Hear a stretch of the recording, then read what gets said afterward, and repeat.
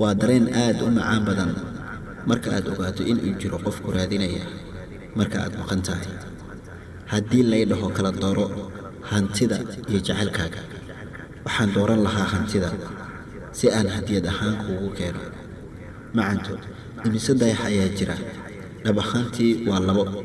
mid waa midka cirka jira iyo midka akhrinaya fariintaan, waana adiga.